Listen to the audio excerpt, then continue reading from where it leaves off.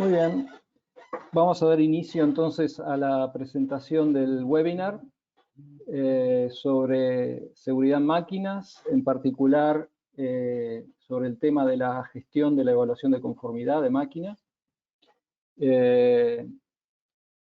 Vuelvo a saludar a todos y todas que han ingresado y nos permiten acercarnos a ustedes a través de este medio.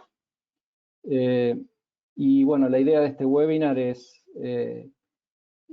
incursionar en un tema no tan explicado y bien argumentado en general, como es la gestión de la evaluación de máquinas.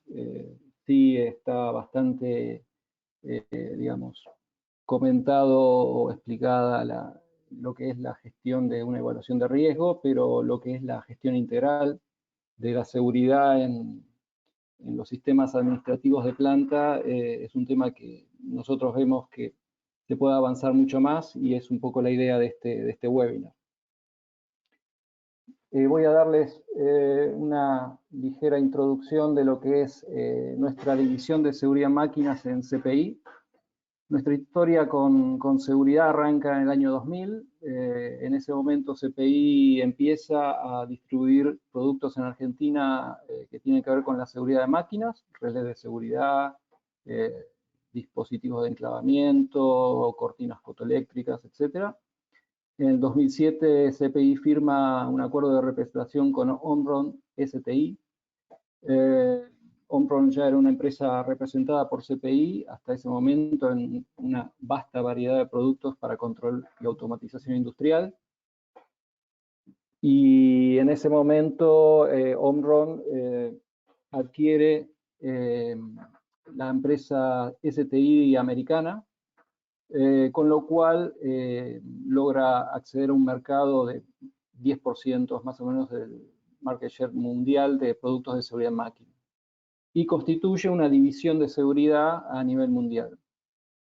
En el 2008, entonces, CPI crea la división seguridad en máquinas con personal exclusivo y entrenado por Omron STI.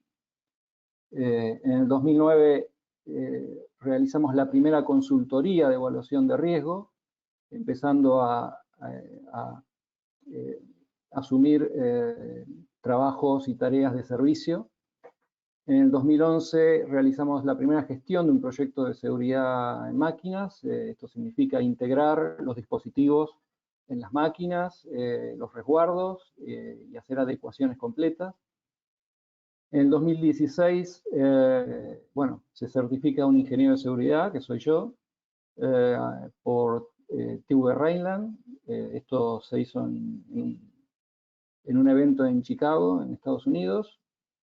En el 2017 CPI firma el acuerdo de representación con Satech, una firma italiana que provee resguardos certificados para seguridad en máquinas y en otras situaciones.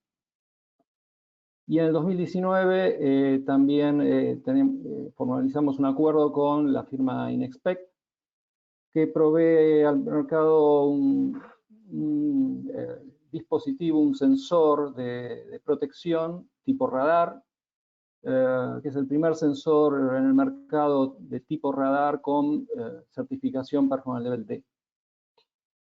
Bien, esta es una ligera introducción de nuestra historia de seguridad que, como ven, alcanza unos 20 años, ¿no? Es poco.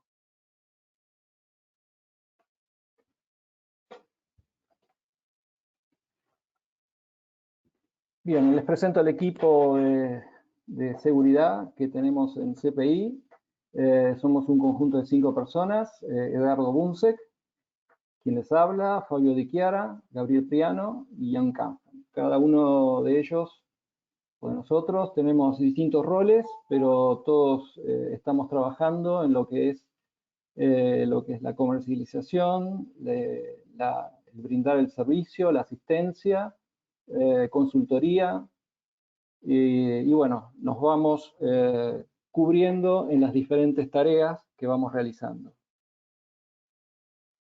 CPI también es miembro, a partir de esta división, que es Omron STI, es miembro de una organización que forma Omron STI en el mundo con diferentes roles y personas con los cuales atienden las necesidades del mercado. En las diferentes sedes que tiene Omron a nivel mundial, existen personas que desempeñan roles específicos, como pueden ser roles de asesoría de seguridad, roles de consultoría, roles de integración, y personas que directamente son especialistas y concurren a los comités de seguridad de normas y se especializan específicamente en la parte de normativa.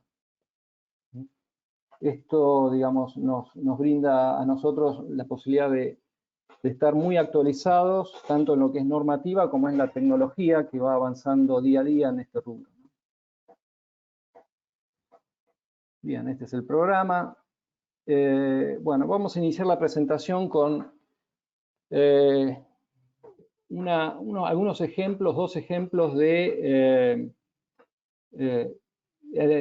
accidentes donde hemos tenido contacto. La primera idea básica de por qué ocurren los accidentes en las máquinas es claramente de que, bueno, las máquinas pueden llegar a no tener ningún tipo de protección.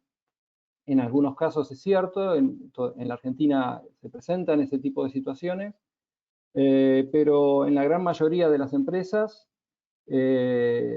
siempre disponen de algún tipo de protección en las máquinas, con lo cual visualmente al menos se tiene la sensación de que las máquinas cuentan con seguridad y tienen algún umbral de seguridad cubierto. Lo interesante en esto es que aún en esas situaciones, con el tiempo, suelen ocurrir accidentes. Por ejemplo, en este caso es el de una termoformadora Illig, una marca que se presenta bastante en el mercado. Es una máquina que lo que hace es modelar o moldear láminas plásticas para llevarla a una forma determinada que se utilice posteriormente en producción. Esta es una máquina completamente cerrada, perimetralmente, y a la que solo se puede acceder por la parte frontal, a través de esa puerta amarilla que se ve en el frente, que corre verticalmente. En este caso el operador lo que hace es ingresar las láminas plásticas que están en la mesa, las ingresa en una mesa interior que tiene la máquina, y sobre esa mesa baja un cuadro que contiene el molde, y le da por calor y forma, le da la forma a la lámina plástica. Terminado ese proceso, la mesa gira, se va a la parte posterior y hay otra mesa en la parte posterior que se viene al frente y el operador vuelve a cargar otra lámina plástica. Con esta doble mesa lo que se hace es lograr el enfriamiento de la lámina que está en la parte posterior. Mirando esta situación, el operador digamos, está expuesto obviamente a esa abertura donde puede ingresar. Él cierra, sube y baja la puerta cada vez que inicia el proceso. El cierre de la puerta iniciaba directamente el funcionamiento de la máquina.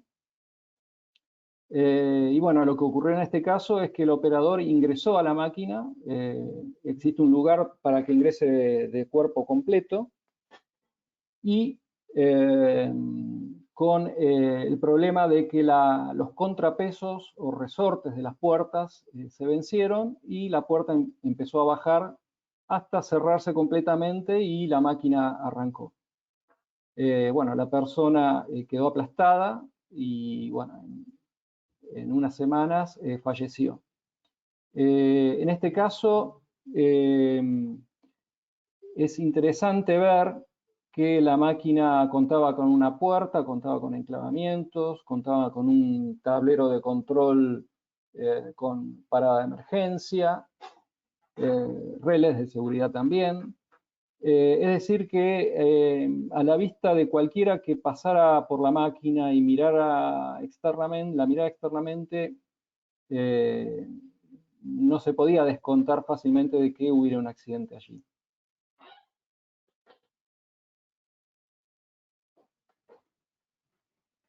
Vamos a ir a la otra diapositiva, que es otro ejemplo.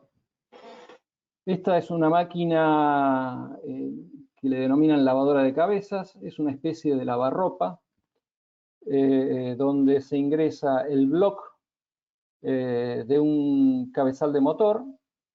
El block se apoya en esta mesa donde de rodillos el operador a través de un aparejo, porque es bastante pesado, la apoya en la mesa de rodillos, cierra la mampara y a través del comando bimanual logra que avance el block hacia adentro de la máquina, donde internamente hay una serie de chorros y de movimientos que hacen todo el lavado del block. Durante ese lavado, esta compuerta que ven ustedes en el frente de la máquina se cierra automáticamente y una vez terminado el proceso, se da toda la inversa, retira el block de la máquina. Lo que ocurrió aquí es que la máquina estaba funcionando mal y en el momento que el agente de mantenimiento estaba en la parte posterior tocando el panel de control, que está en la parte trasera de la máquina, otra persona que estaba mirando dentro del compartimento donde se produce el lavado, sufrió el cierre espontáneo de la compuerta, que es una compuerta que hermetiza todo el compartimento, cuando alguien en la parte trasera, tocando comandos en el panel de control, tocó un comando que, aun cuando está la mampara abierta y bueno, hay un enclavamiento y demás, la puerta corrediza vertical se cerró automáticamente. A la persona le agarró la mano, en ese caso, el brazo, y bueno, en este caso, bueno, la persona tuvo que ser enyesada, pero bueno, al tiempo recuperó la función. Bien, estos son dos ejemplos de situaciones donde, aún habiendo medidas de protección en una máquina, siguen ocurriendo los accidentes. Y este es un tema importante porque la gran mayoría hoy en día de las empresas donde uno concurre, las máquinas disponen de medios de protección y aún así siguen ocurriendo los accidentes. Y la idea de esta presentación es un poco profundizar en esa cuestión. Bien, un enfoque que se ha utilizado para atacar el problema de la seguridad en las máquinas ha sido el enfoque reglamentista, digamos, ¿no? Es decir, generar documentos que determinen para ciertos rubros de máquinas recomendaciones básicas o generales que se deberían aplicar. Esto surge más o menos entre la década del 70 y el 80, este tipo de manuales que hoy también se siguen realizando. Este, por ejemplo, que vemos aquí es un manual emitido por la Superintendencia de Riesgo del Trabajo en Argentina, del 2014, donde vemos cómo a partir de, por ejemplo, en este caso de una recomendación para balancines imprensas, como para dobladoras o plegadoras, máquinas muy peligrosas, donde se recomienda el uso de una botonera de doble comando, se recomienda más abajo, se dice que hay que instalar barreras o resguardos fijos, barreras ópticas, incluso menciona, pero son recomendaciones mencionadas en forma general y donde la persona que trata de seguir este lineamiento se va a encontrar con un montón de preguntas sobre cómo instalarlo, dónde conectarlo, en fin. Todas decisiones que va a tener que tomar la persona o los usuarios, muchas veces careciendo de algún criterio normativo claro sobre cómo hacerlo, ¿no? Y este es uno de los primeros problemas que tiene este enfoque reglamentista, digamos, ¿no? O sea, la idea de que uno, con ciertos tipos de recomendaciones, cierto tipo de recetas, uno puede resolver ciertos problemas. ¿Qué beneficio tiene esto? Bueno, un beneficio bien claro es que es muy fácil de aplicar, ¿no? O sea, a uno le dan una receta, un reglamento, le dicen qué hay que hacer y qué no hacer, y bueno, uno básicamente lo hace y es muy fácil de realizar para los usuarios industriales que están generalmente agobiados por otro tipo de problemas. El enfoque reglamentista es muy atractivo en ese sentido. Luego está, tiene un bajo costo de aplicación, no se realiza evaluación de riesgo, ningún tipo de estudio, simplemente se toman las medidas que se dice que hay que aplicar y se aplican. De alguna manera se aplican. Hay una certeza de cumplimiento, es decir, esta idea de que se lleva o no lleva un comando bimanual, entonces cumple o no cumple. Entonces, básicamente lleva una fácil determinación de si se cumplió o no cumplió con un requerimiento. Las decisiones del usuario son limitadas. Esto se puede ver como un beneficio también, o sea, el usuario no tiene que pensar demasiado.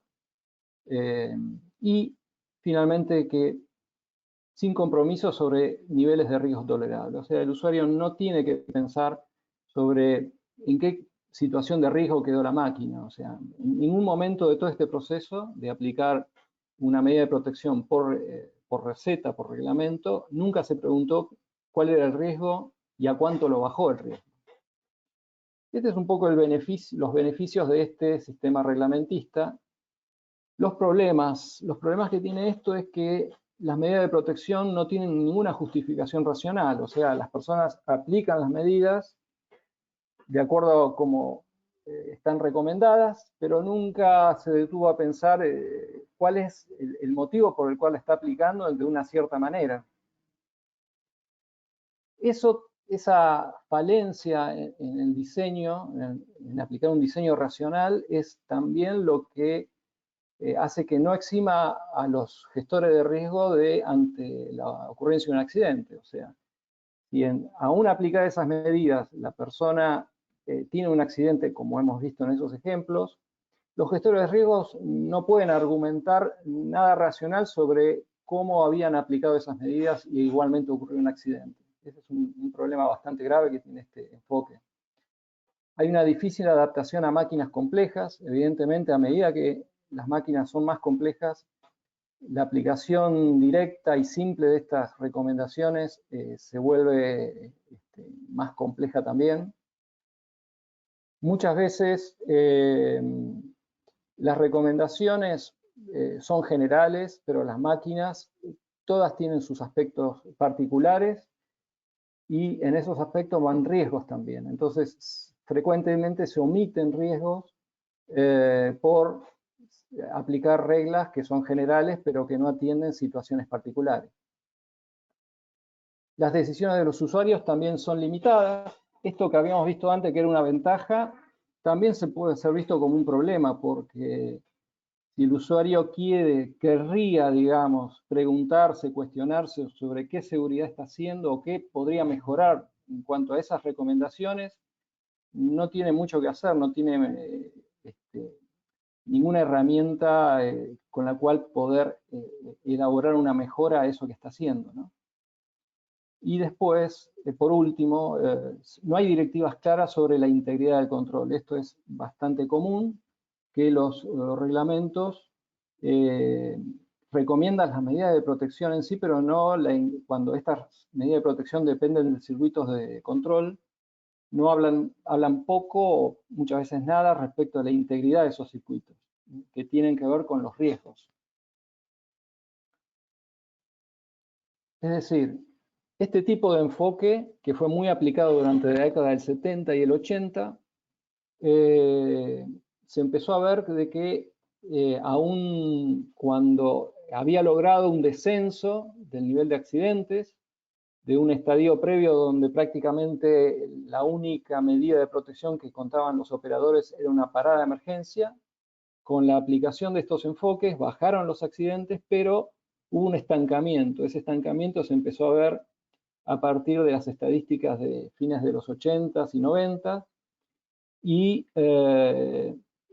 esos accidentes que seguían ocurriendo no eran leves, eran muy graves, con muertes, mutilaciones, con lo cual se empezó a ver que había que dar otro enfoque al tema de seguridad. En la década de los 90 se hicieron estudios con respecto a cómo resolver este problema, y hubo un estudio que es bastante mencionado, de 1995, donde se analizó la causa de accidentes a través de una búsqueda de causas, digamos, en origen, digamos, yendo hacia atrás en la causa de los problemas, para determinar dónde empiezan los errores o fallas que van determinando posteriormente y en el futuro la ocurrencia de accidentes.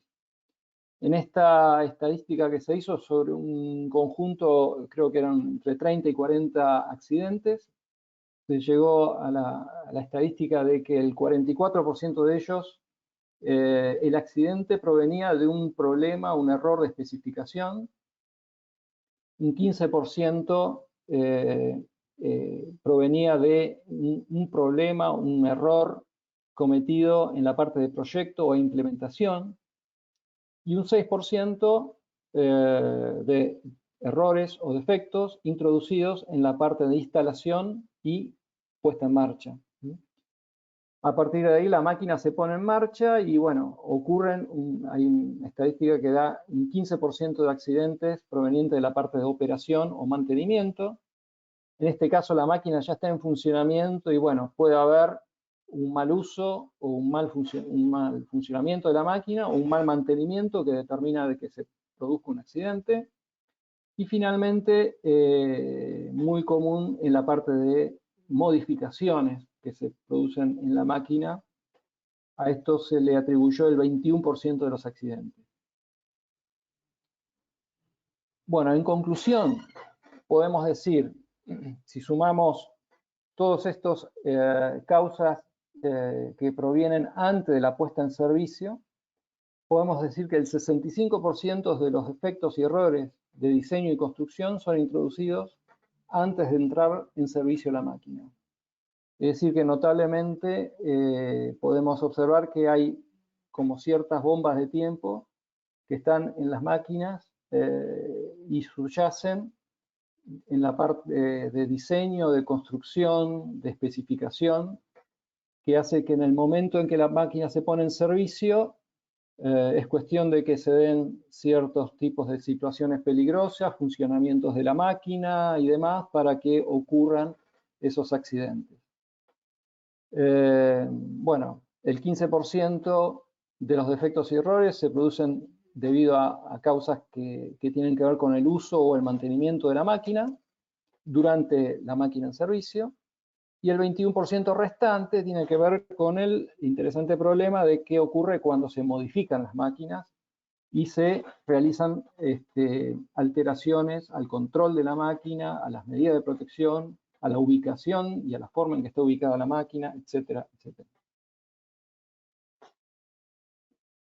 Bueno, esta nueva información que se tuvo sobre un aspecto que estaba como oculto, dio pie a que surgió una norma que es la IEC 61508, que adoptó un enfoque basado en esta nueva información, ¿no? Esta información que dice que los problemas, gran parte de los problemas de accidente de máquina tienen su origen en cuestiones que tienen que ver con el diseño, la especificación, diseño y construcción de la máquina. Entonces, esta norma, que fue publicada en 1998, es una norma de tipo A, es una norma de principios generales. Definió lo que es un diseño racional de las funciones de seguridad. Para los que no están muy al tanto en este tema, una función de seguridad es una función que trata de originar, de proceder a algún tipo de acción de protección sobre las personas basada en un sistema de control. Entonces, lo que hace esta norma es tratar de hacer coincidir un riesgo con una función de seguridad determinada unívocamente. También definió, a partir del hecho de que las funciones de seguridad se implementan por medio de sistemas de control, se refirió a lo que es la integridad de ese circuito de control y una correlación obvia que debería haber entre el riesgo y la integridad de ese circuito. Es decir, cuando hablamos de integridad, estamos hablando de cuán probable o tan más o menos probable debería ser ese circuito a la ocurrencia de falla. Otra cosa que definió muy importante esta norma es el ciclo de vida de la seguridad funcional.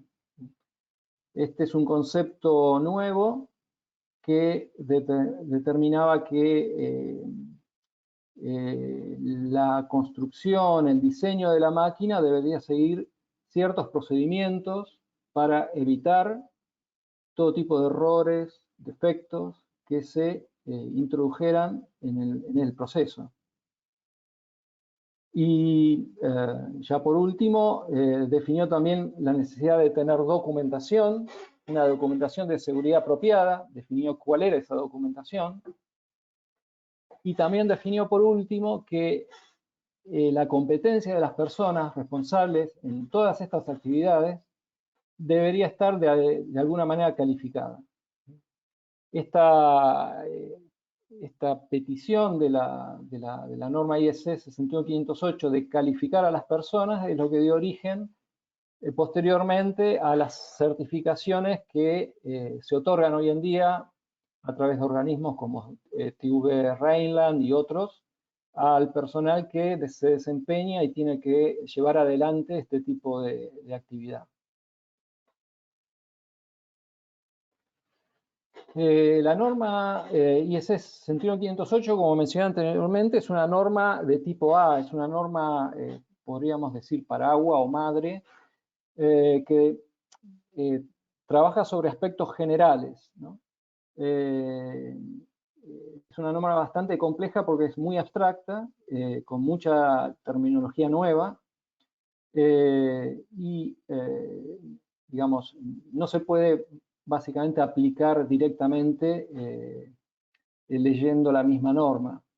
Esta norma dio pie a, entonces, a otras normas basadas en la IEC 10508 que estaban destinadas a distintos rubros de construcción de máquinas o de campos de aplicación.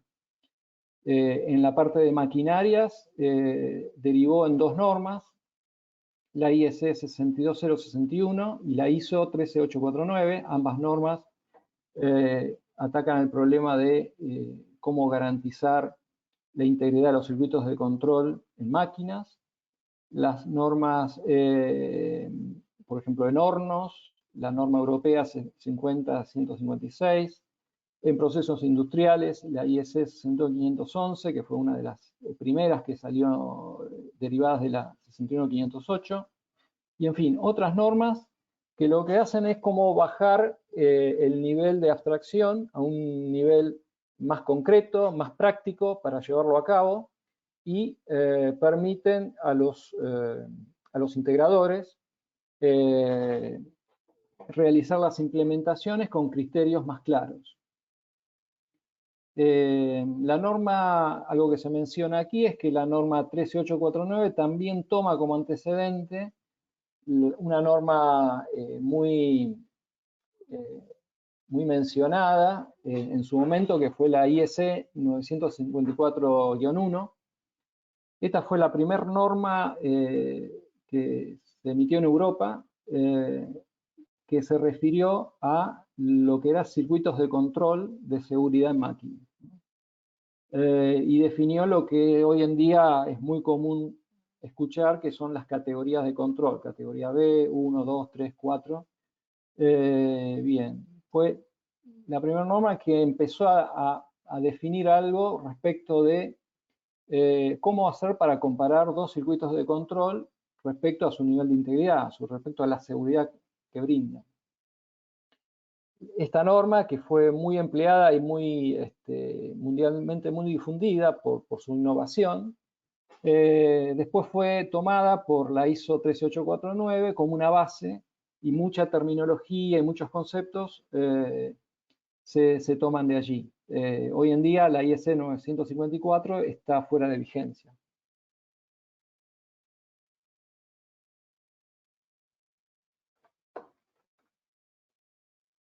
Bien, veamos el concepto de ciclo de vida de la seguridad funcional que plantea la IEC 61508. En este caso, lo que se muestra aquí es el diagrama propio que aparece en la norma, tal cual. Este es un flujo de proceso de tareas que se debe realizar al momento de empezar con el diseño de una solución de seguridad en una máquina.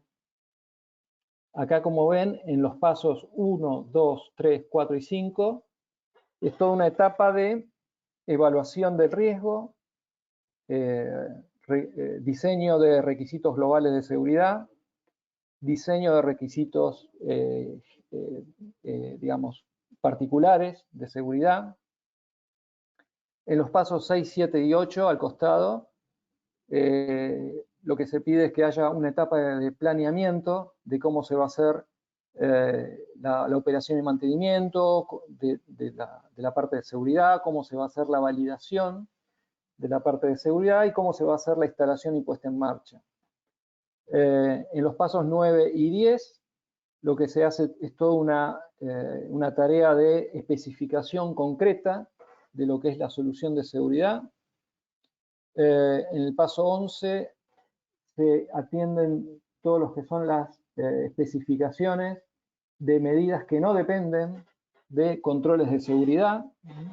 Un aspecto que generalmente no se menciona, pero el ciclo de vida de la seguridad funcional también tiene que tener en cuenta todos los aspectos que no dependen de las funciones de seguridad o de los sistemas de control.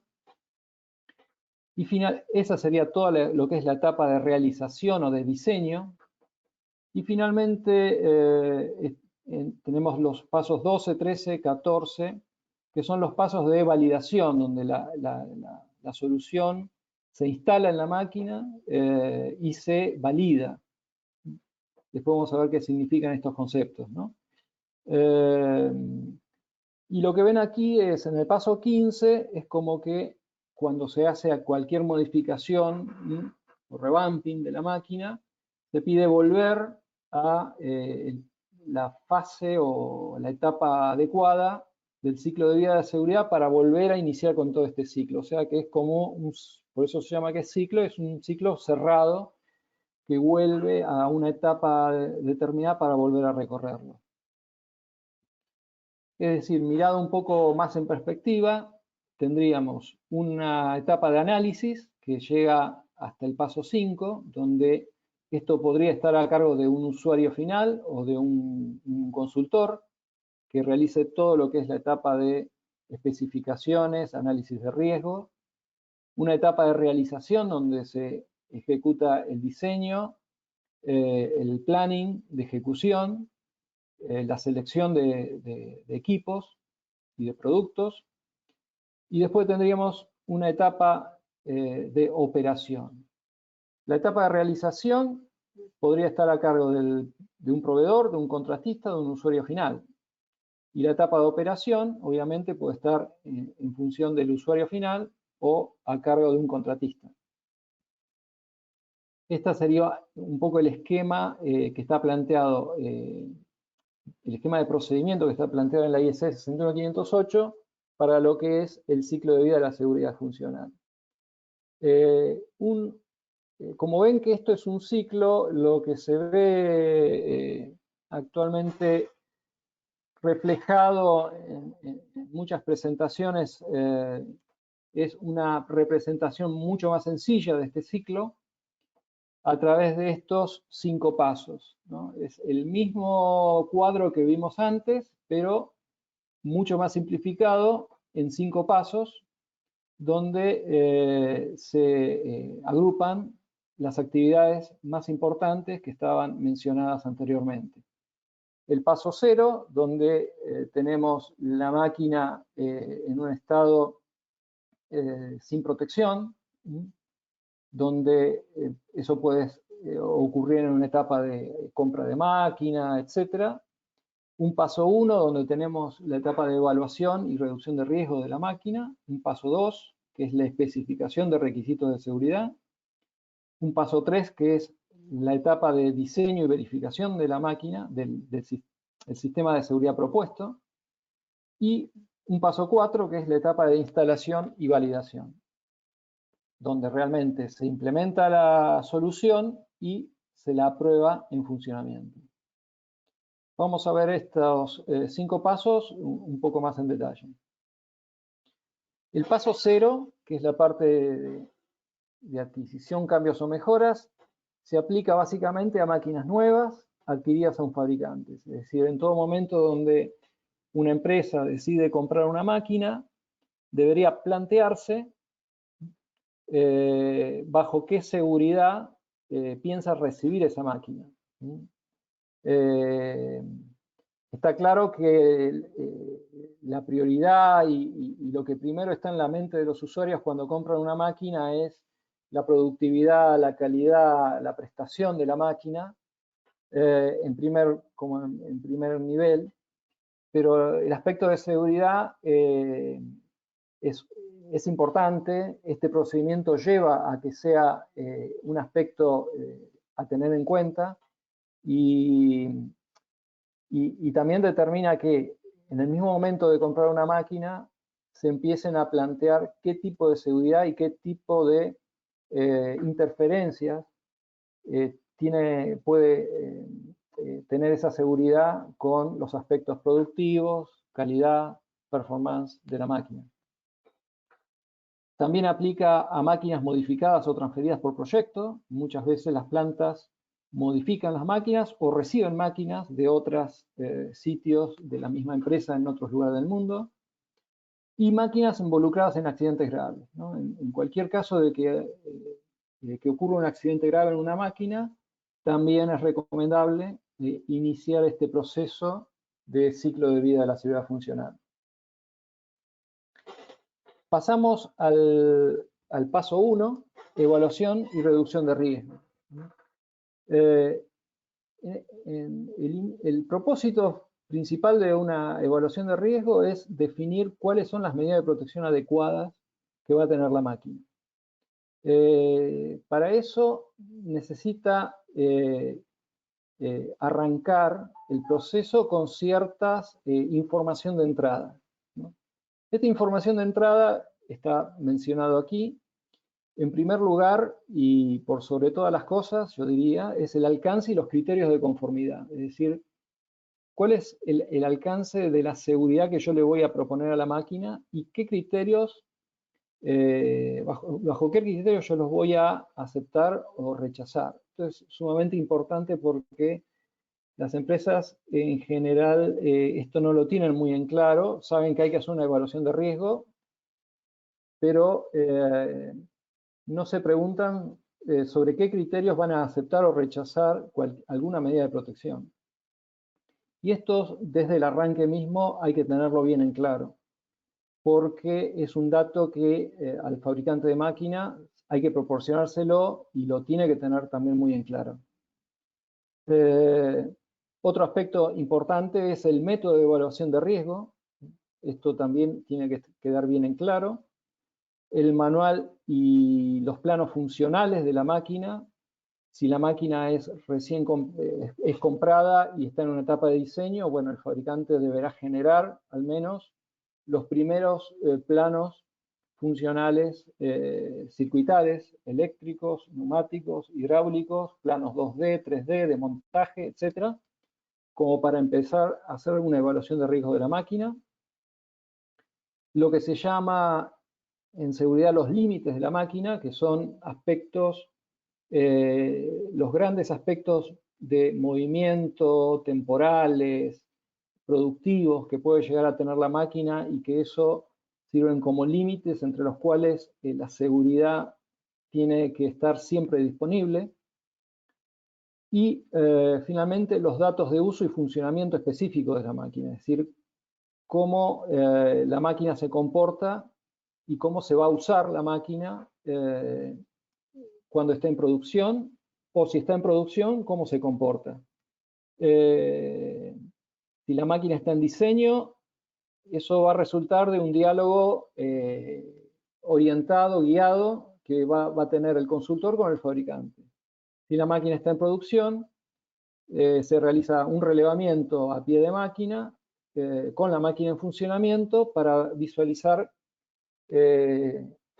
todo lo que sean formas de uso y comportamientos que tiene la máquina en diversas situaciones y modos de operación. Lo que yo me refería en cuanto al alcance de la máquina, un aspecto importante es definir qué peligros vamos nosotros a observar en el relevamiento o en el estudio de la máquina.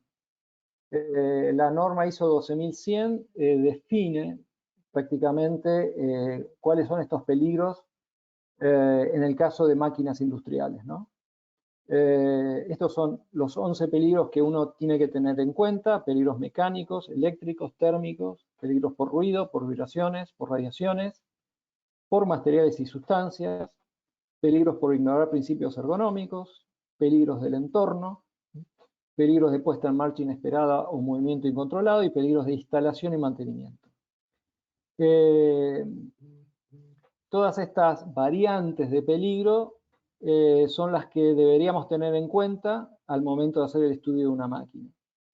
Muy usualmente se tienen en cuenta estas tres menciones en gris que yo estoy poniendo en la diapositiva: peligros mecánicos, peligros de puesta en marcha y peligros ergonómicos, ¿no?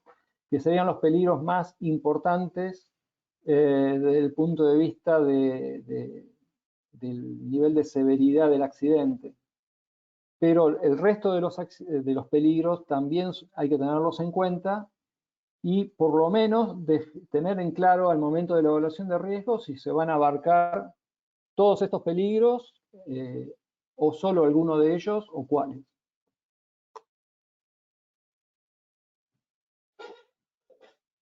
Bien. En esta diapositiva ya vemos lo que sería un formulario de informe de evaluación de riesgo, como los que hacemos nosotros actualmente. Este formulario tiende a mostrar situación por situación, riesgo por riesgo, toda una serie de datos que está solicitado por la ISO 12100. O sea, hoy por hoy la ISO 12100 es como que es la norma de referencia entre usuarios, proveedores, integradores, para definir cómo se debería hacer una evaluación de riesgo. La ISO 12100 determinó un flujo de tareas que se deben realizar. En primer lugar, como mencioné anteriormente, la determinación de los límites de la máquina, la identificación de peligros, la eliminación, la estimación de riesgos, la evaluación del riesgo, y luego preguntarse si se ha reducido el riesgo de forma adecuada o se necesita reducir el riesgo. Si el riesgo está ok, se documenta, y si no está ok, se implementa una medida de protección.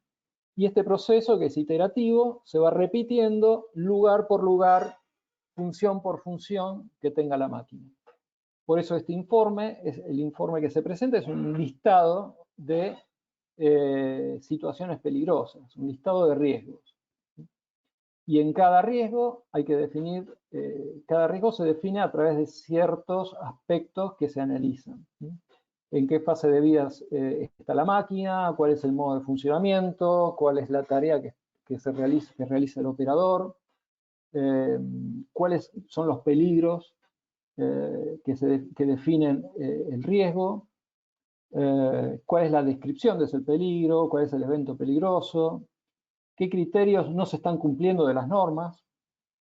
Bien, entonces aquí lo que ven son la columna del equipo que se está analizando, la columna del evento o el hallazgo del riesgo que se está analizando, una referencia fotográfica, un registro fotográfico de la situación, la estimación y la valoración del riesgo actual, lo que se está viendo en ese momento, la medida de protección que se está proponiendo para reducir el nivel de riesgo, y el riesgo final que se plantea en teoría con las medidas de protección que se están proponiendo cuando ya estén aplicadas.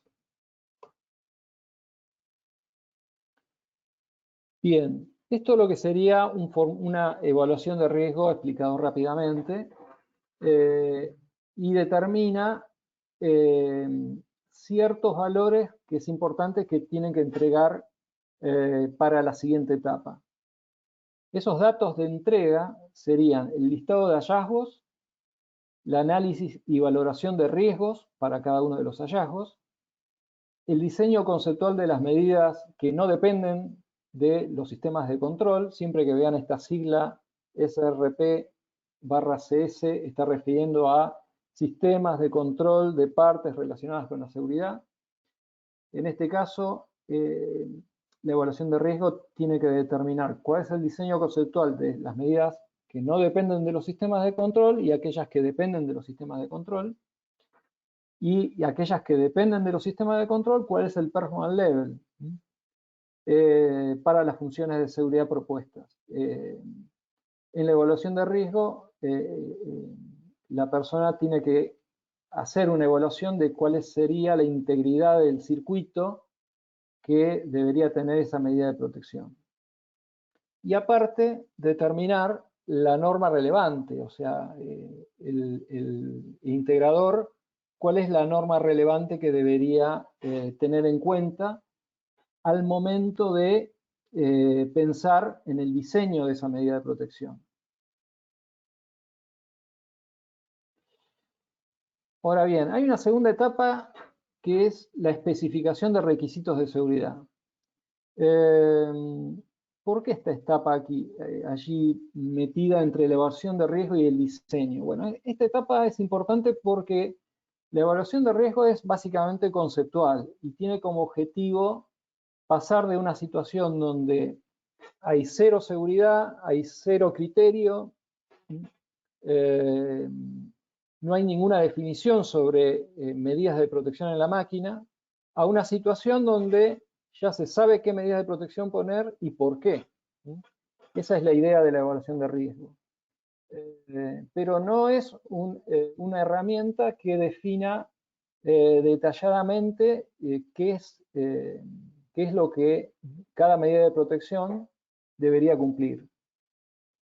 Y, por ejemplo, en esta situación, donde es una especie de prensa, donde un operador tiene que frecuentemente ir cargando o descargando piezas, surgen un montón de temas y de aspectos que no están definidos, como por ejemplo cuál es la acción de protección que debería tener, por ejemplo, esta cortina fotoeléctrica, cuál es la categoría de parada, cuál es el tiempo de respuesta máximo que yo toleraría entre la interferencia en el campo de detección de la cortina y la detención de la prensa, cuál es el evento disparador, si es simplemente interferir la cortina o qué otro, cuál sería el estado seguro, o sea, una vez que yo interfiero la cortina, ¿cuál sería el estado seguro que yo debería alcanzar? ¿Siempre sería detener la máquina? Bueno, eso no siempre es así. ¿Cómo debe comportarse el sistema si ocurre una falla?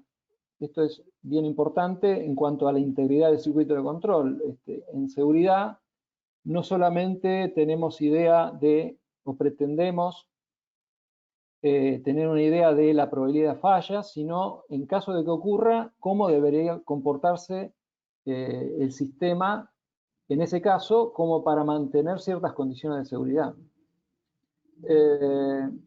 ¿Cuál es el PL del circuito relacionado, ¿no? O sea, ¿cuál es el PL de la función de seguridad? ¿Qué prioridad tiene esa función de seguridad con respecto a otras? No todas las funciones de seguridad tienen la misma prioridad. Por ejemplo, una parada de emergencia debe tener la prioridad máxima respecto a, por ejemplo, en este caso, la cortina de seguridad. No importa si la cortina de seguridad en algún momento es muteada por alguna razón. La parada de emergencia debería tener siempre una prioridad.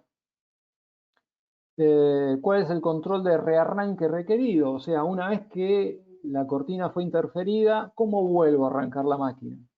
Esa es otra pregunta que debería quedar claro en la especificación de requisitos de seguridad. ¿Qué medidas complementarias hacen falta? Otras medidas, aparte, por ejemplo, si la persona llegara a atraparse la mano en la prensa, ¿haría falta algún tipo de herramienta o algo en particular, algún accesorio para poder sacar la mano? Son cuestiones que se definen en lo que es la especificación de requisitos de seguridad. Y también, como venimos diciendo, cuáles son las medidas que no dependen de evaluaciones de riesgo. Todo lo que es guarding, todo lo que son resguardos, móviles, fijos, en fin. Y por último, cuáles son las normas que se van a cumplir. O sea, al momento de hacer la especificación,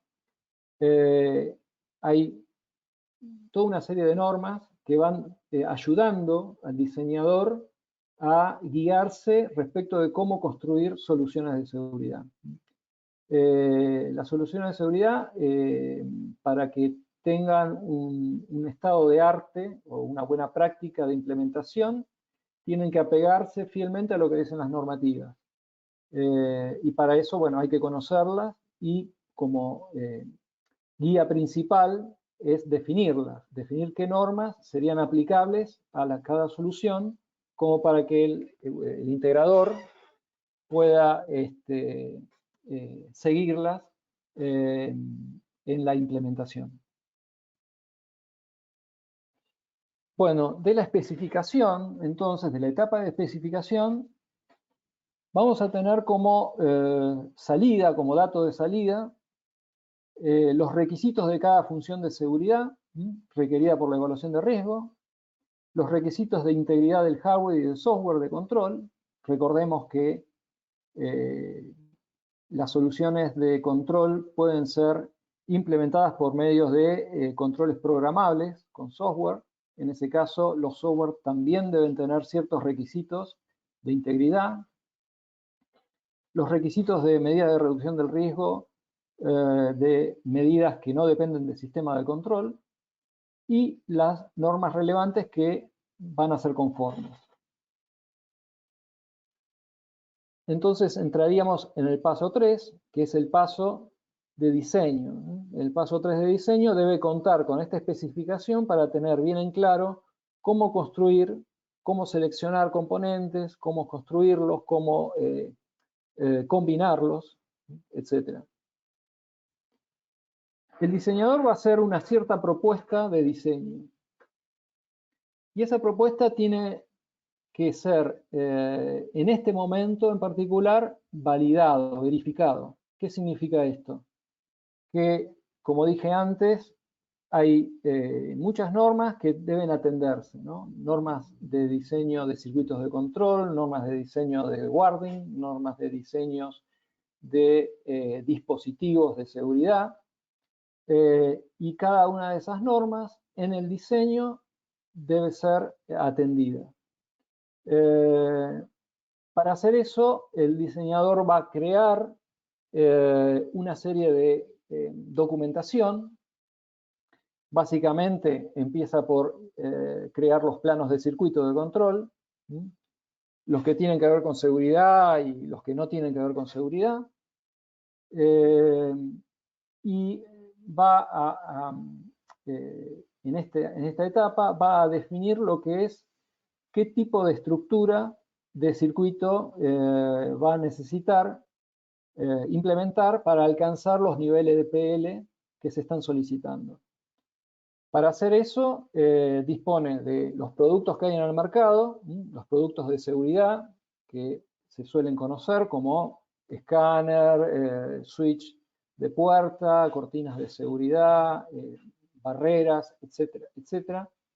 Dispone de esos productos, también dispone de productos de actuación, como contactores, electroválvulas, etcétera, y productos de control, como son los relés de seguridad o PCC o PLC de seguridad. A partir de esos elementos tiene que armar ciertos circuitos, traducirlos en un esquema particular que manejamos en seguridad, que son los diagramas de bloque, que los diagramas de bloque lo que representan es la manera en que puede fallar esos circuitos, y eso traducirlo en un cálculo que determina el PL o el performance level de cada circuito de control. Esto se suele hacer de una manera más simplificada porque es matemática. Se suele hacer con un programa que está provisto por el organismo, está desarrollado y provisto gratuitamente por el organismo alemán IFA, que es el programa Sistema, y que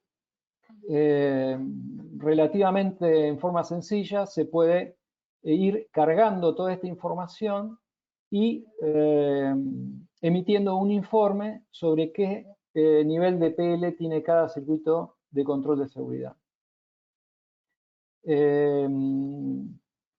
Para poder cargar estos datos, nosotros tenemos que tener datos de los productos, ¿no? Y datos de los circuitos, pero esencialmente de los productos. O sea, el fabricante de un escáner, el fabricante de un switch o de un contactor, etcétera, tiene que proveernos ciertos datos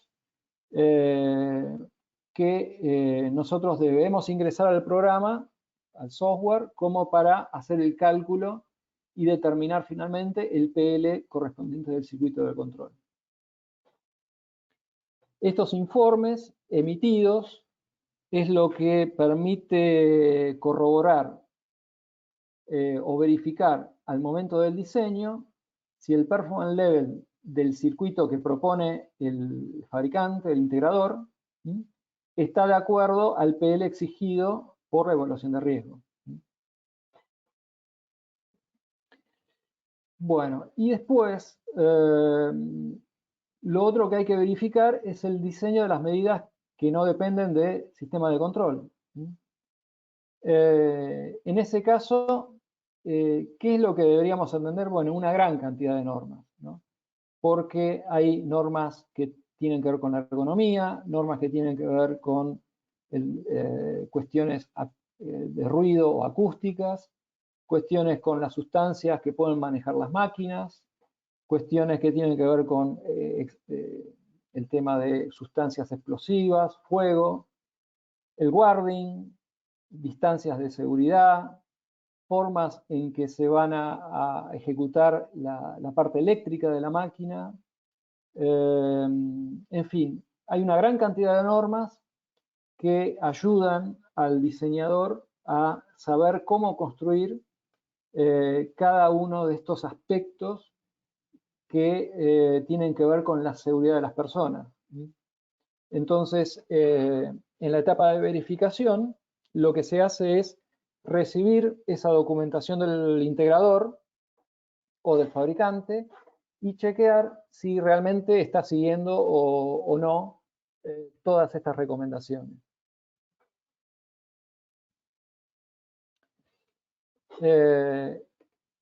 Bien, finalmente, terminada la parte de verificación del diseño, se avanza a lo que es la etapa de instalación y validación. Es decir, la máquina ya fue construida, en fábrica al menos, y fue llevada a planta e instalada y está en una etapa de puesta en marcha. En ese momento, yo sé que el diseño está verificado, está conforme a todo lo que se pretendía en la especificación de requisitos de seguridad y necesitaría confirmar en la etapa de validación si la instalación, la conexión o cualquier otro aspecto que no se tuvo en cuenta en la evaluación de riesgo de la etapa de ya próxima a producir de la máquina, se debería validar.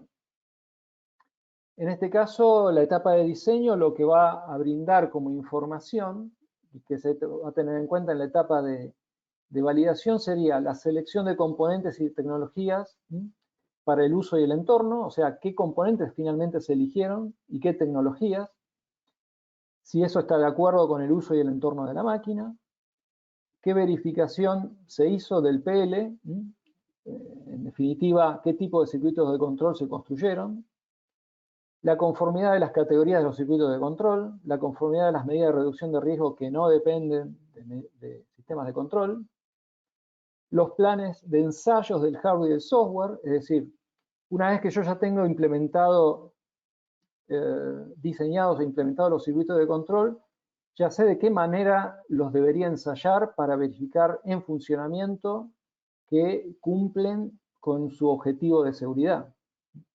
Y finalmente la verificación del plan de mantenimiento, o sea, cómo una vez iniciado el servicio de la máquina, qué tipo de cuestiones o de atenciones yo debería tener con respecto a los elementos de seguridad como para que perduren en el tiempo, ¿no? Cualquier tipo de reemplazo o de prueba, etc. La parte de validación es bastante compleja en sí misma porque tiene que tener en cuenta un montón de aspectos, resumirlos y aplicarlos. Uno de los aspectos claves que son funcionales es la prueba de los sistemas de control. Los sistemas de control pueden estar bien diseñados, bien integrados, pero digamos, eso es a nivel teórico, a nivel documentación, para saber si realmente un circuito está bien conectado, lo único que se puede hacer es mediante una prueba física, ¿no? Una prueba de funcionamiento. Aquí vemos lo que sería un plan de ensayos, un recorte, ¿no? Porque generalmente son bastante largos, donde uno empieza a controlar dispositivo por dispositivo cada una de las acciones que debería conseguir y qué elementos debería intervenir, interrumpir o llevarlo a qué estado de seguridad. Y mediante este plan de ensayos uno va haciendo en el momento de la validación una recorrida por cada uno de los dispositivos para chequear si tienen un correcto funcionamiento, tanto en funcionamiento normal como en falla. Es decir, incluso en una situación donde un circuito de seguridad sufre una falla, por ejemplo, la desconexión de un conductor, ese circuito, esa función de seguridad debe cumplir un cierto comportamiento. Bueno, eso también se debe chequear en el momento de la validación del circuito. Como ven, es un trabajo meticuloso, sistemático, donde si uno parte con un buen plan de ensayos, que arranca en un buen diseño y precede de una buena especificación, es sencillo de hacer, pero si no están esos pasos anteriores, es prácticamente, digamos, como caminar en las tinieblas, ¿no? Una forma, la forma usual de hacer esto era, yo me paro en la máquina con un técnico que me acompaña y se necesitan al menos dos personas, uno que está mirando el software, en este caso si hay un software, un sistema de control, mirando cómo opera el software a través de su programa, y otra persona que va haciendo activar cada uno de los dispositivos de protección y viendo si ejecutan cierto tipo de acciones. Esto es un procedimiento que es lo usual, donde para hacer la planificación y el reporte de ensayo se usan herramientas adicionales, o sea, uno tiene que usar el software del PLC que se esté utilizando en la aplicación, herramientas adicionales para generar el plan de ensayos y una herramienta adicional para emitir el informe. Y como pueden suponer, esto supone también varias etapas, donde uno, bueno, va a planta, ejecuta todo eso, se trae toda la información en la oficina y después se va emitiendo el informe. Una variante novedosa en la plataforma SIXMAC Studio de Omron es que todo este proceso ya se puede hacer directamente con el software de programación del PLC, ¿no? Esto lo que hace es que el mismo software permite ingresar todo lo que es el plan de ensayos, ¿sí? Donde hay tablas de verdad, de validación, donde uno va ingresando todos los dispositivos y todas las acciones que debe cumplir cada uno de los dispositivos. Cuando uno eso ya lo tiene armado en oficina, va a planta y el mismo programa tiene una guía donde uno recorre esa guía paso a paso y va ejecutando tarea por tarea sistemáticamente de acuerdo a esa tabla. Finalmente, cuando uno recorrió todos los ensayos que debería realizar y todos están ok, porque puede ser que hay ensayos que no den ok y generen algún tipo de corrección, como digo, cuando está todo ok, el mismo software ya emite el informe final en un PDF con una firma digital de seguridad. Esa firma digital de seguridad lo que pretende exhibir es que un programa de una cierta versión que está instalado en un PLC fue validado y esa versión está explicitado en esa firma digital del informe que fue emitido en ese momento, con lo cual a futuro cualquier auditor, cualquier inspector puede chequear, buscar si ese informe de validación, si esa firma digital coincide con la firma digital del programa en ese momento o fue cambiado posteriormente, como suele ocurrir a partir de intervenciones que no son formales, ¿no? En los PLC Omron de seguridad, esto a su vez tiene la facilidad de mostrarse en un display de 7 segmentos que aparece en el frente del equipo, donde uno aprieta un pulsador y directamente aparece un número que remite a la firma digital. O sea, fácilmente uno puede ir chequeando en el futuro si el programa actual en el PLC es el realmente validado en su momento o fue posteriormente modificado y ya podría tener algún tipo de error o inconsistencia de programación. Alejandro, buen día. Sí, Permitime una intervención en el panel de control, ¿sí? Donde está el tema del chat y demás. Van a encontrar los documentos, ¿sí? Que, bueno, está el catálogo resumido, en el cual encuentran la información respecto a estos PLC NX que utilizan el software SIXMAC, como también toda la gama de productos que tiene que ver con la seguridad en máquinas, una fácil lectura del catálogo resumido, donde encontrarán agregados los productos que están en stock y si el producto en sí mismo tiene un performance level o el nivel de seguridad que le permite llegar a cada uno de los productos que están en cada una de las páginas. Asimismo tienen toda la parte de marco normativo, ¿sí? Que utilizamos habitualmente, En la tapa y la contratapa van a encontrar toda la parte marco normativo y los servicios que podemos ofrecerle de parte de CPI. También más adelante Alejandro va a presentar a un póster, así que también está para poder descargarlo, como para también solicitarlo en versión papel, en formato A1.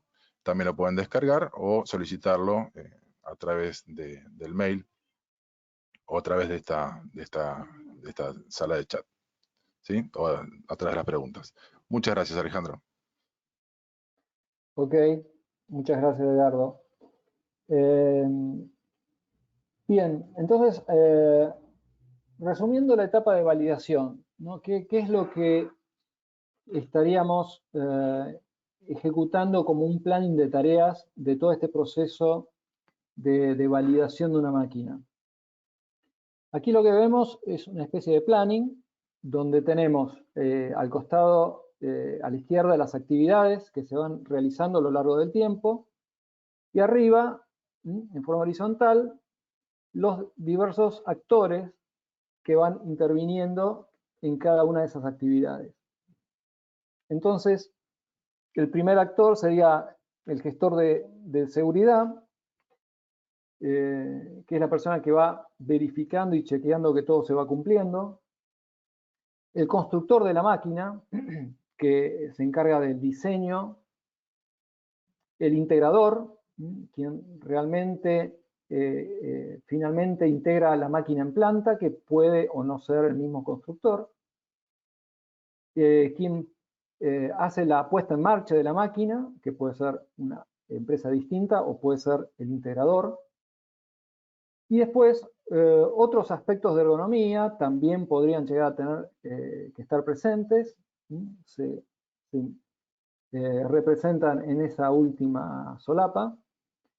Y después una etapa de conformidad donde uno va chequeando paso a paso que se estén dando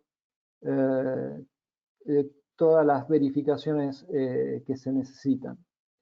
En la primera actividad es el plan de validación, o sea, justamente de lo que se trata de hacer es definir todas las tareas que se van a llevar por delante, los objetivos y la tarea. Ni bien empieza el proceso, uno hace el análisis de riesgo, que va a estar a cargo básicamente del constructor de la máquina, constructor o fabricante que puede ser integrador, que puede ser programador, que puede ser puesta en marcha o que puede estar completamente separado en diferentes actores. En esa etapa se tiene que definir cuál va a ser, o sea, va a quedar plasmada cuál es la evaluación de riesgo y cuáles son las medidas de protección realizado de acuerdo a como dice ISO 12100. En la siguiente actividad se abarca lo que es la especificación. También el constructor debe desarrollar esa especificación de requisitos. Y después entramos en la parte de realización, ¿no? Como lo decía la IEC 61508, la parte de realización donde se define el diseño de las medidas que dependen del sistema de control y de medidas que no dependen del sistema de control, que esa es una etapa que también la va a hacer el constructor. Todo lo que es la verificación del diseño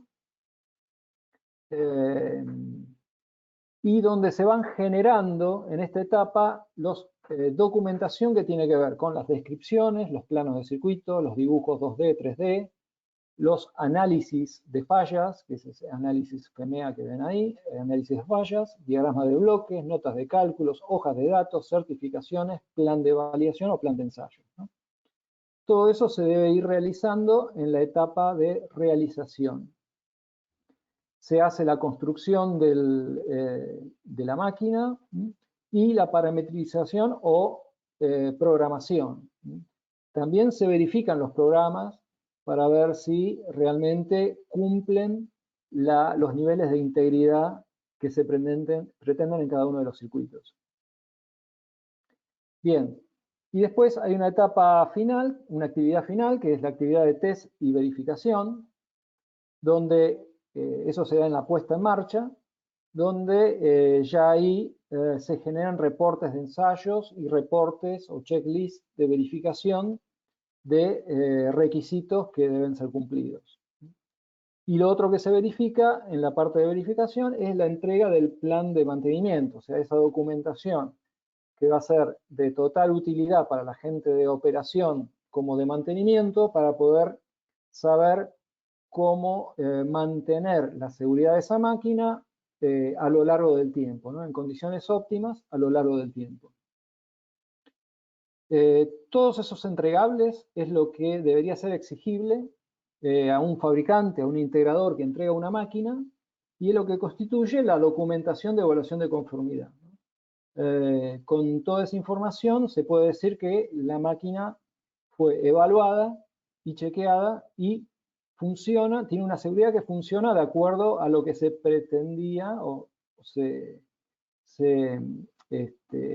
definió al momento de hacer la evaluación de riesgo.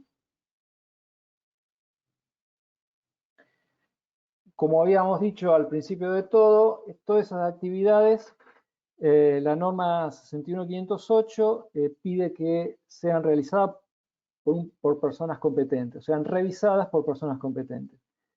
Es ahí que los ingenieros de seguridad funcional tenemos este rol de ir chequeando, asistiendo, liderando en parte también este proceso que hace que al momento de que una máquina se ponga en servicio, los usuarios, las personas de producción y mantenimiento ya den por descontado que ningún aspecto de seguridad está en falla o en falsa situación, ¿no? Un tema no menor de emplear este proceso es que a medida que uno va avanzando, este proceso que está representado de alguna manera siempre se hace en la práctica, ¿no? O sea, aun cuando nadie sepa nada del ciclo de vida de la seguridad funcional, ni nadie sepa nada de normativa de seguridad, aún así este proceso se lleva adelante entre fabricantes y integradores y usuarios.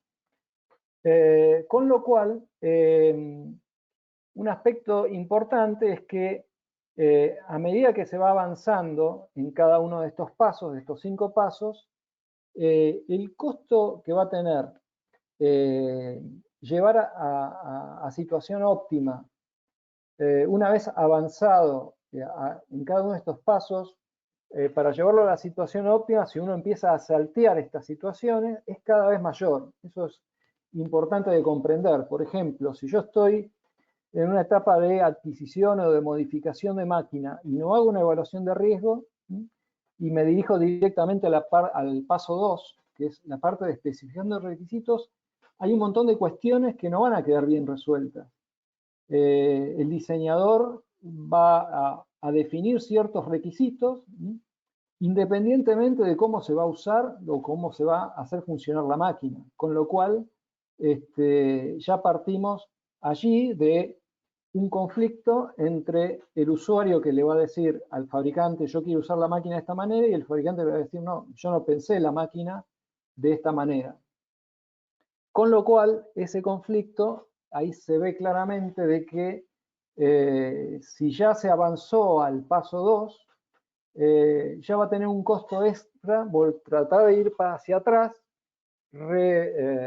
rehacer la especificación para empezar a atender todas esas cuestiones que no fueron bien determinadas en su momento. Y no es solo un tema de costo, sino de tiempo, porque cada una de estas cuestiones que no se atienden en el momento oportuno generan, obviamente, una actividad y un tiempo que se va a dedicar para recuperar esa situación. Y lo importante de esto es que vean, hay una regla que es la regla del factor 10, que se piensa de esta manera como una regla mnemotécnica, en el sentido de que cuanto más adelante yo avanzo en el proceso sin hacer verificaciones paso a paso de lo que estoy haciendo, más grave va a ser el costo y el tiempo que voy a tener que dedicar a la máquina para poder recuperar o empezar a suplir todas esas situaciones que no fueron atendidas en el paso que correspondía. ¿Y qué es lo que sucede en términos generales cuando este proceso no se lleva a cabo? Bueno, se entrega la máquina, un fabricante, un integrador entrega una máquina a un usuario con medidas de protección que fueron pensadas por el fabricante como óptimas y el usuario le empieza a pedir, no, pero la máquina lo voy a usar de otra manera o el funcionamiento de la máquina necesitaría que sea de una manera o de otra y eso genera ciertos riesgos. Y ya en esa instancia de puesta en marcha, los costos de readecuar la máquina a un valor, a un umbral de seguridad tolerable para la empresa, para el usuario final, ya se vuelven inconcebibles directamente. O sea, es como que el fabricante le dice, yo tendría que invertir una cantidad de dinero que es comparable a la construcción de la misma máquina que ya estoy entregando. Y surge el gran conflicto de no haber aplicado este tipo de procedimientos, ¿no? Donde los usuarios reciben una máquina en un estado de seguridad que no puede pasar ningún tipo de auditoría, el fabricante no puede entregar lo que el usuario necesita y no saben cómo resolverlo ese problema. Bien, lo que trata de resolver el ciclo de vida de seguridad funcional es justamente tener en cuenta ese conflicto latente que está siempre en cada adecuación, en cada fabricación de máquina que se haga. Bien, finalmente, el otro aspecto de la gestión de la seguridad es un aspecto ya de más largo plazo, donde podemos decir, en este gráfico que se intenta representar, las diferentes etapas por las que pasa una máquina a lo largo de su vida útil. La etapa inicial, donde la máquina es construida, fabricada por un cierto fabricante y es entregada a un usuario con un riesgo alto. Ese es el riesgo que aparece en rojo y que de alguna manera el fabricante, entre el usuario y el fabricante, deberían resolver de reducirlo hasta un umbral que solamente el usuario debería disponer, definir, de acuerdo a criterios propios. Entonces, ese gran riesgo con el cual se entrega la máquina debe ser dilucidado por el usuario en a qué nivel debería ser llevado en forma óptima de acuerdo a sus propios criterios. Posteriormente, la máquina va a continuar en lo largo de la línea de tiempo, en su vida útil, realizándose ciertas modificaciones, ¿no? En esta etapa de modificaciones, lo que se trata de demostrar aquí es que las máquinas idealmente no deberían ser modificadas en sus aspectos de seguridad. Cualquier modificación de ese tipo podría implicar que hay un riesgo que se deja de proteger. Sin embargo, esto sucede, ¿no? Sucede que a medida que transcurre el tiempo y en cuestiones de urgencia, de faltantes, etcétera, etcétera, se van haciendo modificaciones que pueden empezar a hacer surgir riesgos que no estaban contemplados o que estaban contemplados y fueron, digamos, desprotegidos a lo largo del tiempo. Es en esa situación donde en algún momento puede ocurrir un accidente o no y merecería otra vez volver a recorrer este ciclo de vida de la seguridad funcional para volver a adecuar la máquina a un estado, a poder llevar la máquina a un estado óptimo. Otra situación muy común es la renovación de la máquina, donde la máquina, por ejemplo, se hace una actualización del sistema de control o se hace un cambio de la manera de trabajo, donde, por ejemplo, se agrega un robot a una máquina y se cambia todo el procedimiento. Bueno, en esas situaciones también debería recorrerse nuevamente este ciclo, este procedimiento, para llevar la máquina a un estado óptimo de seguridad. Y por último, también las situaciones de transferencia de máquinas o de líneas incluso, donde se recibe una máquina, hay que ver en qué situación, y donde en ese caso, bueno, también el ciclo de vida de la seguridad debería recorrerse, a menos de que quien la transfiera sea el propio usuario, ¿no? Cuando el usuario transfiere la máquina a un tercero, el tercero se va a tener que encargar de realizar este procedimiento. Bueno, entonces, ¿cuáles son finalmente los beneficios de la gestión de seguridad en la vida útil de la máquina? Sería la comparabilidad entre máquinas, es decir, el aspecto importante de un usuario que tiene un plantel de máquinas importante y no puede dilucidar finalmente a qué nivel cada una de ellas se encuentra, ¿no? En cuanto a seguridad. Puede decir que hay algunas que están más protegidas, menos desprotegidas, pero ¿cómo puede hacer para compararlas entre sí y decidir o determinar si la planta en sí llega a un umbral de seguridad satisfactorio? Bueno, este procedimiento lo que tiende es a alcanzar ese criterio de determinación. Conformidad con leyes y normas, obviamente este procedimiento se apega totalmente a todo lo que son leyes y normas que deben cumplirse, normas internacionales básicamente, ISO, IEC.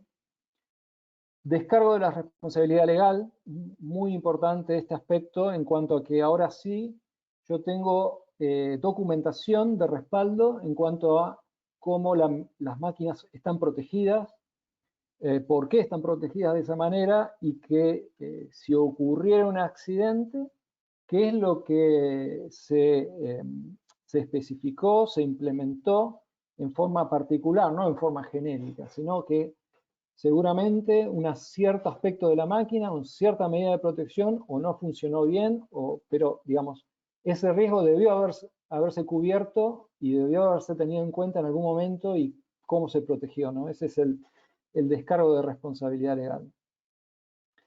La evaluación de tercera parte independiente. En todo este proceso en general entra un consultor que como persona independiente puede ir asistiendo, liderando y verificando cada uno de estos pasos. De esta manera, digamos, los sistemas de seguridad de cada una de las empresas se ven como reforzados en su nivel de eficacia, porque no solo están lo que ellos hacen, sino lo que un personal consultor, una consultoría independiente agrega como valor agregado. La documentación de uso y mantenimiento apropiada, algo que este procedimiento asegura al final del proceso y pero muchas veces no es tenido en cuenta. Muchas veces las máquinas se entregan con poca información o información incompleta o información inconsistente o información desactualizada. Este proceso lo que hace es asegurar que la información entregada sea la apropiada, la correcta a la máquina. Y finalmente la prevención de defectos en producción, ¿no? Es un tema importante de que todo dispositivo de protección en última instancia trata de llevar a un estado que no es el de producción. Y si funciona mal, perjudica la producción, inevitablemente. Con lo cual, tener un proceso que asegure que los sistemas de seguridad funcionan correctamente es también asegurarse de que la producción no va a estar alterada por malos funcionamientos de un sistema de seguridad. Todo este proceso, bueno, nosotros, como ven acá a la derecha, lo tratamos de simplificar y mostrar en el póster de seguridad que hicimos y hemos repartido y seguimos repartiendo a los usuarios que lo necesiten, como para ir recordando cada uno de estos pasos y de estos aspectos de alguna manera promueve el seguimiento de estas actividades. Bueno, para terminar, resumo un poco entonces nuestra especialización. Nuestra especialización en la parte de seguridad serían todo lo que son regulaciones, normas internacionales, que tienen que ver con directivas básicas que tienen que tener las máquinas. Una de esas directivas básicas podríamos encontrarla en la ISO 12100, pero no es la única. Por ejemplo, Europa se maneja con la Directiva de Máquinas 2006, /42/CE. Para Europa, cualquier fabricante de máquinas debe cumplir esta directiva para dilucidar, determinar si una máquina es aceptada o rechazada. Entonces, la determinación de este tipo de, o manejo de este tipo de directivas o de especificaciones es un poco nuestra especialización. También el conocimiento de las normas ISO y ESC en cuanto a aspectos y componentes de seguridad, y obviamente lo que es la seguridad funcional, que es lo que tiene que ver con la integridad de los circuitos de control.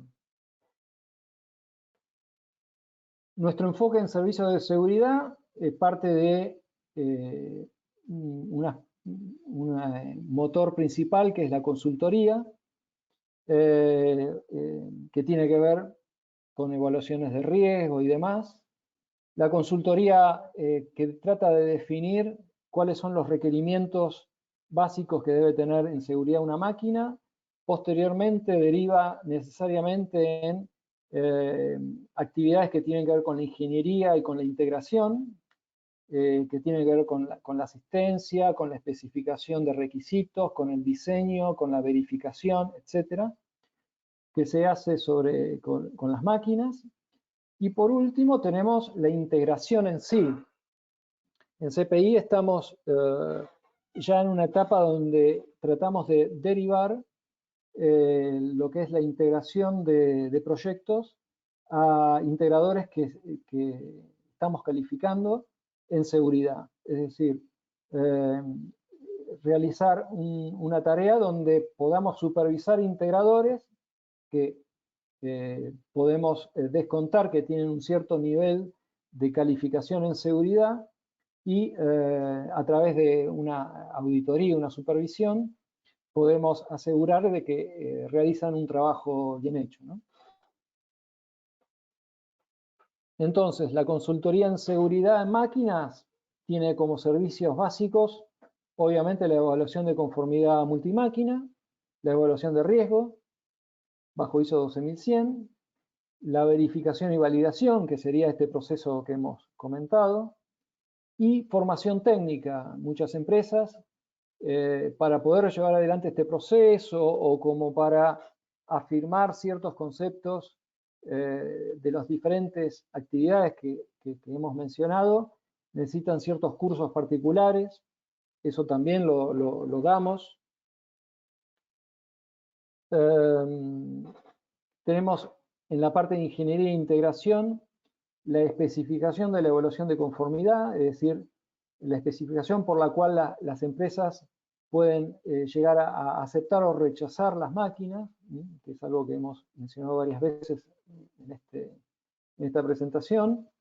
La especificación de requisitos de seguridad, la verificación del PL de los circuitos de control de una máquina, la asistencia técnica de productos y soluciones, y por otro lado, bueno, finalmente el proyecto vía integrador calificado de seguridad, ¿no? Muy bien, así hemos llegado al final de este webinar. Espero que les haya resultado satisfactorio. Sé que a lo mejor han quedado un montón de consultas o de preguntas. No sé, Edgardo, Alejandro, si... sí. Sí. Tenemos acá una consulta respecto a la normativa 14121. ¿Cómo se determina la frecuencia según esa normativa? La frecuencia de ingreso a máquina seguramente. Bien, la frecuencia de ingreso a máquina tiene que ver con una estimación de las veces que el operador, el operario, está ingresando a una zona que previamente se la definió como una zona peligrosa.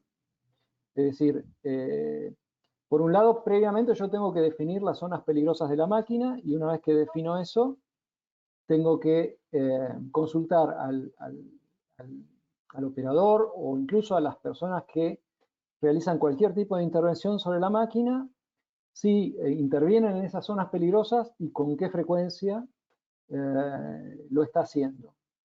Esas frecuencias pueden ser, en general, son órdenes de magnitud, no tiene sentido llevarlo a valores precisos, sino más bien en este tipo de análisis de riesgo, lo que resulta suficiente es analizar órdenes de magnitud de esas frecuencias, por ejemplo, una vez por día, una vez por hora, una vez por semana, etc.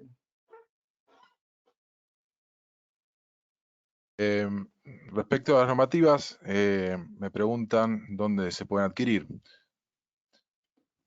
Bueno, hoy por hoy a través de Internet, básicamente entrando a los organismos ISO y EC, pero también a nivel nacional en IRAM, existen posibilidad de comprarlas directamente por Internet, ¿no? Como se compra un producto por Mercado Libre, digamos, directamente ofrecen cuáles son los precios y uno pone la tarjeta de crédito y las compra. O sea, es tan directo como eso, ¿no? Elige cuál es la norma y se compra. Para el que tenga una idea, una norma puede estar costando $300, $500, $600, depende del tipo de norma y va a tener un precio diferente. Otra consulta que me hacen es si se puede volver a repetir alguna filmina. Va a estar disponible próximamente en la página de CPI con esta misma, como se anotaba en esta webinar, van a poder acceder a toda la presentación nuevamente. Así que a la pregunta esa van a poder ingresar en cualquier momento cuando lo deseen. Va a estar disponible toda la misma presentación. Si certificamos celdas con normativas europeas. Así es, Alejandro. correcto. Certificamos celdas de esta manera. A través de todo este procedimiento se certifica la celda completa. Bien. Si damos capacitaciones. Correcto, es lo último que mencioné. ¿Cómo las damos? Sí, o sea, las capacitaciones generalmente son de un día y medio, 2. Tienen que ver básicamente con cómo hacer evaluaciones de riesgo, cómo calcular el performance level de circuitos de control, cómo realizar el sistema de aislamiento y bloqueo, consignación y bloqueo de las máquinas, etcétera, etcétera. O sea, hay un montón de aspectos que se pueden llegar a dar capacitaciones y hay algunas que las tenemos ya prearmadas y pueden pedir la cotización del servicio directamente a mesa de ventas, ¿no? La otra consulta es respecto a si tenemos, nuestros vendedores están capacitados para la asistencia, en primer lugar, como en una primera visita, para poder satisfacer todas las respuestas respecto a la ciudad de máquinas y servicio de evaluación de riesgo. Sí, por completo. O sea, todos nuestros asesores comerciales están continuamente capacitándose con nosotros, están continuamente atendiendo aplicaciones de seguridad, necesidades de soluciones de fabricantes de máquina, o sea que no hay ningún problema en pedir el asesoramiento de ellos para en cualquier tipo de situación y de etapa de cada una de estas que hemos mencionado nosotros. Luego, si las capacitaciones las damos solamente en nuestra compañía o si lo podemos hacer in company, la respuesta es en los dos modos podemos hacerlo. Cualquiera de las dos opciones son válidas. Bueno, en estas instancias, lógicamente que lo estamos haciendo a través de vía remota, pero seguramente cuando se recomponga todo lo podremos hacer asistencialmente. Bueno, creo que no hay más consultas. Respecto a la finalización, van a encontrar un cuestionario, ¿sí? Solamente son 4 preguntas con respuestas multiple choice respecto a esta gestión de máquinas, cómo la está manejando en sus plantas. Y mañana le va a estar llegando el agradecimiento de haber participado del webinar y también nuevamente las consultas. Lo pueden responder ahora, al finalizar el webinar, o mañana a través del mail. ¿Sí? No sé si, Alejandro, ¿tenés algo más para...? No, por mi parte nada más. Les agradezco a todos y todas haber atendido este webinar. Se ha hecho un poco largo, pero bueno, muchas gracias por la atención. Y bueno, quedamos en contacto en cualquier momento con todos ustedes y a su servicio, ¿no? Bien, finalmente, bueno, le vamos a llegar un mail con todos nuestros contactos para poder quedar más estrechamente vinculados. Y bueno, les agradecemos en nombre de CPI haber participado de este webinar y hasta la próxima. Muchas gracias.